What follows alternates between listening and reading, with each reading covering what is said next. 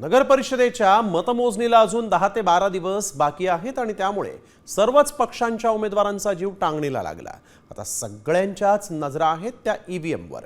त्यामुळे ईव्हीएम ठेवलेल्या स्ट्रॉंग रूमच्या बाहेर शिंदेसेना आणि अजित पवारांच्या पक्षासह विरोधी पक्षांच्या कार्यकर्त्यांनी जागते रहोचा पहारा दिलेला आहे। बीड जिल्ह्यातही असंच चित्र आहे। बीडच्या स्ट्रॉंग रूम बाहेरून आमचे प्रतिनिधी योगेश काशीद यांनी घेतलेला हा वेध पाहूया।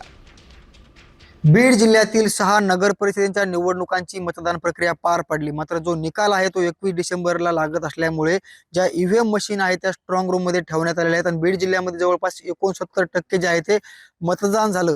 निवडणूक विभागाचे जे कर्मचारी असतील, अधिकारी, त्यांची कडक नजर आणि त्याचबरोबर वरिष्ठ पोलीस अधिकाऱ्यांच्या वारंवार स्ट्रॉंग रूमला व्हिजिट आणि एकंदरीत पाहायला गेलं तर अशा पद्धतीनं जे कार्यकर्ते आहेत ते देखील या ठिकाणं आपले मशीन ईव्हीएम मशीनवरती लक्ष ठेवण्यासाठी या ठिकाणी कार्यकर्ते देखील पाहायला मिळत आहे। याच ठिकाणी ते ईव्हीएम मशीनच्या बाहेरून जे आहे त्या स्ट्रॉंग रूमच्या बाहेरून या ठिकाणी खडा पहारा देत आहेत आणि संपूर्ण ईव्हीएम मशीन जे आहे त्या ठिकाणी 21 डिसेंबर पर्यंत या संपूर्ण याच स्ट्रॉंग रूम मध्ये असणार आहेत आणि जिल्ह्यामध्ये जवळपास 69% मतदान प्रक्रिया पार पडली आणि या मतदान प्रक्रियेनंतर जे आहे ते पोलीस बांधव या ठिकाणी रात्रंदिवस खडा पहारा देताना पाहायला मिळतात।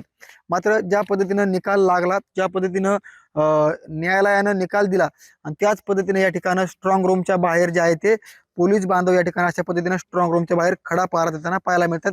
सीसीटीव्ही कॅमेरे असतील, त्याचबरोबर या ठिकाणी एकंदरीत पाहायला गेलं तर हे संपूर्ण स्ट्रॉंग रूम आहे या ठिकाणी अशा पद्धतीने तैनात जे आहे ते पोलीस बांधव पाहायला मिळतात। कॅमेरामॅन ऋषिकेश गालपाडे सोबत मी योगेश काशीद, साम टीव्ही न्यूज, बीड।